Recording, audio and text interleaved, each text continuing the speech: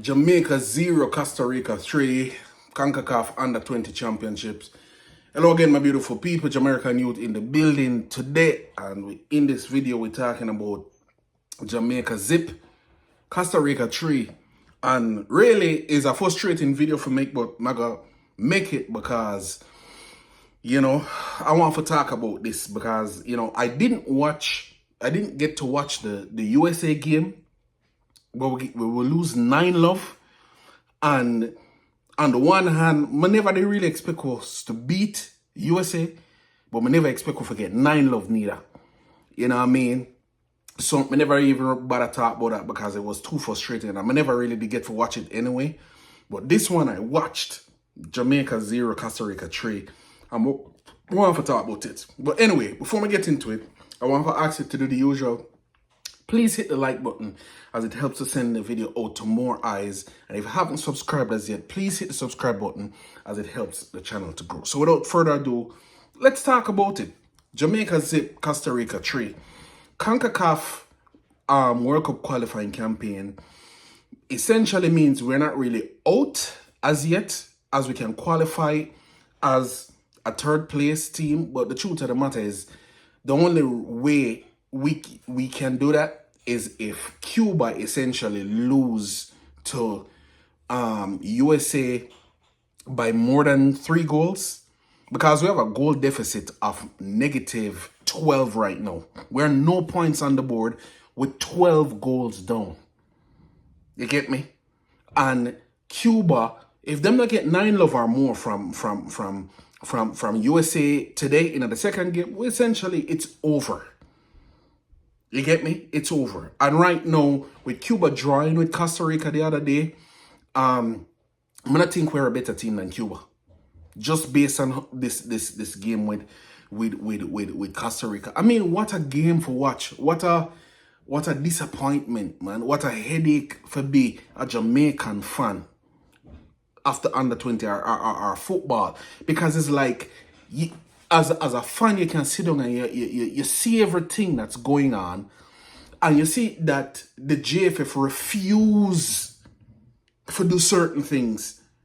I will go out there the same way like I will go out the last under-20 when them refuse to bring in the overseas based players. Them try to bring us the smallest amount of overseas based player them can get.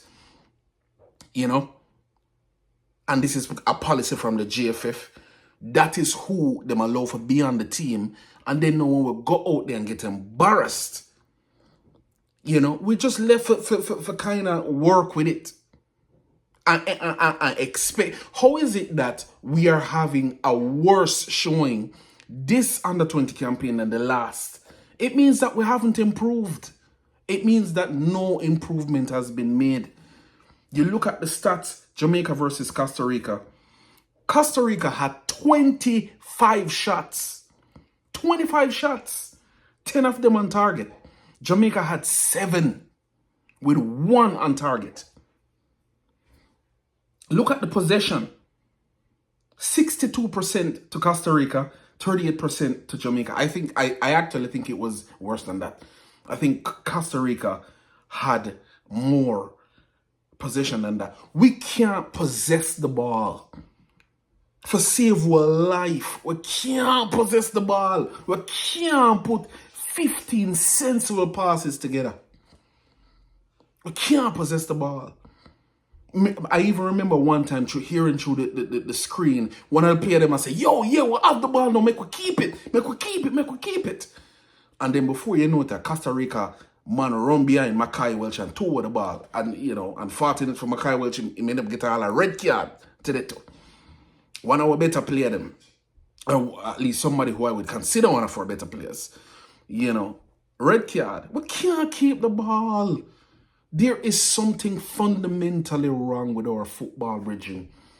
There's no way we can be playing football this long and talking about it and doing A license, B license, C license, whatever. D license, C license, B license, A license. I still cannot see much of an improvement in our football. We're glorifying Manning Cup. And then we'll come to this level internationally, not even internationally, on the regional level. We cannot compete. We can't compete. You know what I mean?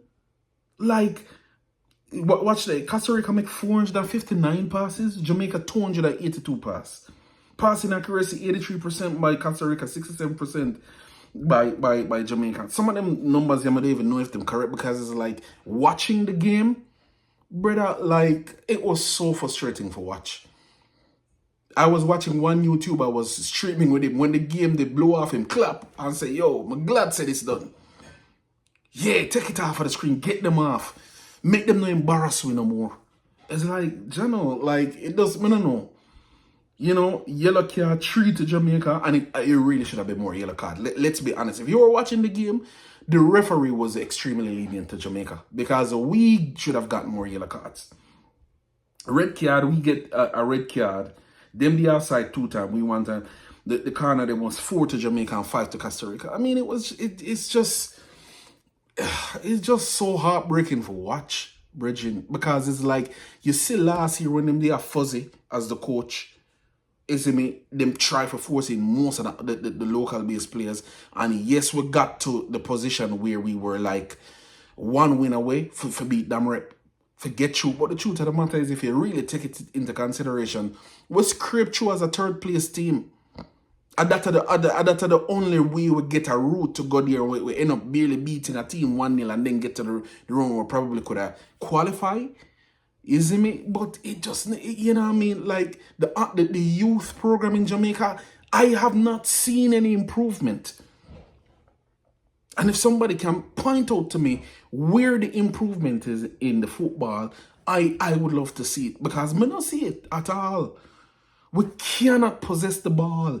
And this is why, you know, I am appealing to the JFF, please. The next coach, you know, me I say my hope say it's a Spanish coach or Argentinian coach, because those coaches play possession football.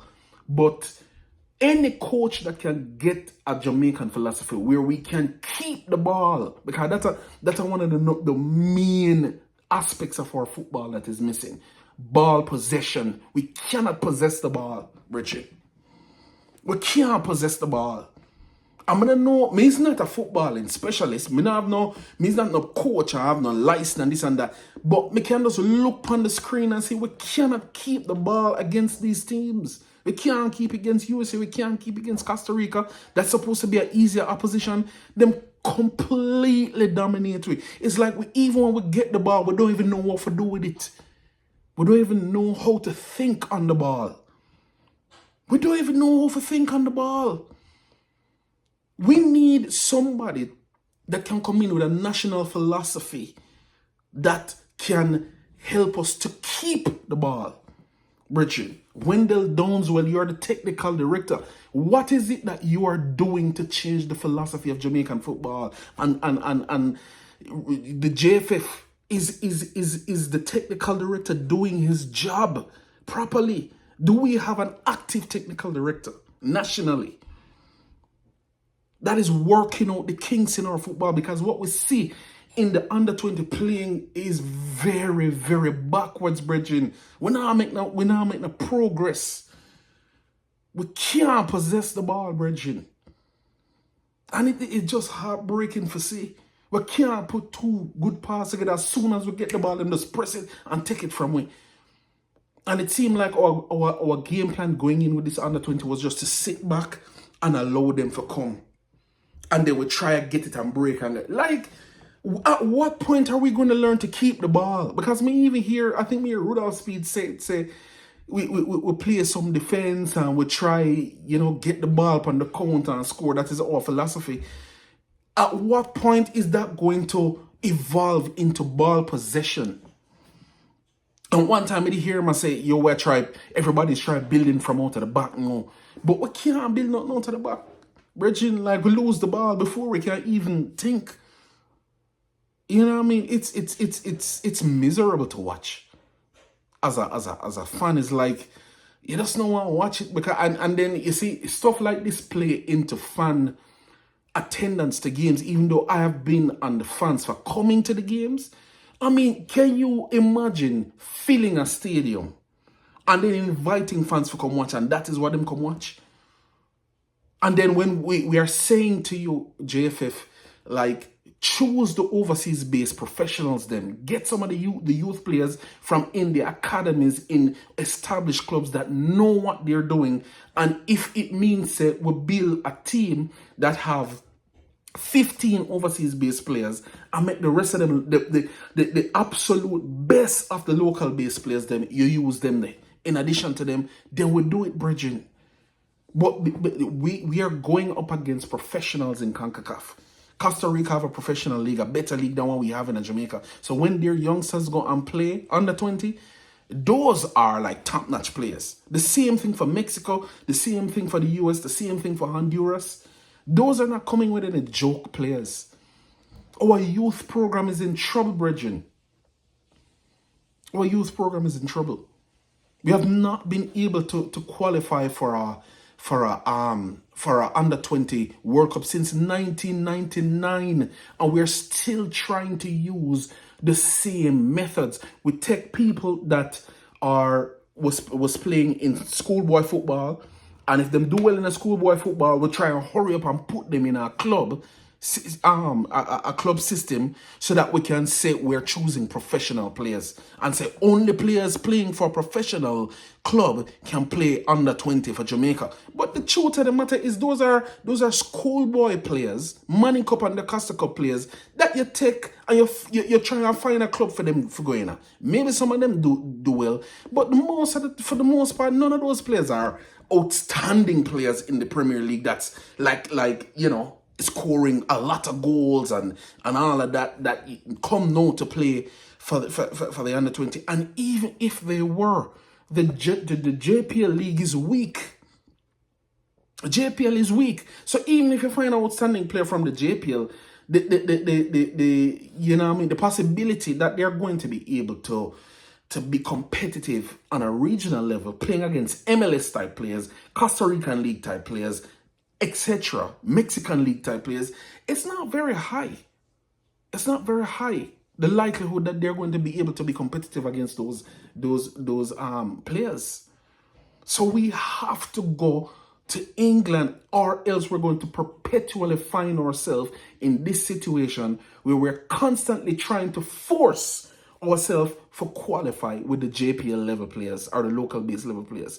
It's not going to happen. The definition of insanity is doing the same thing over and over and over again and expecting a different result. And that's what we're doing. We forced John Wall out of the under 20 coaching position and put in Jerome Waite.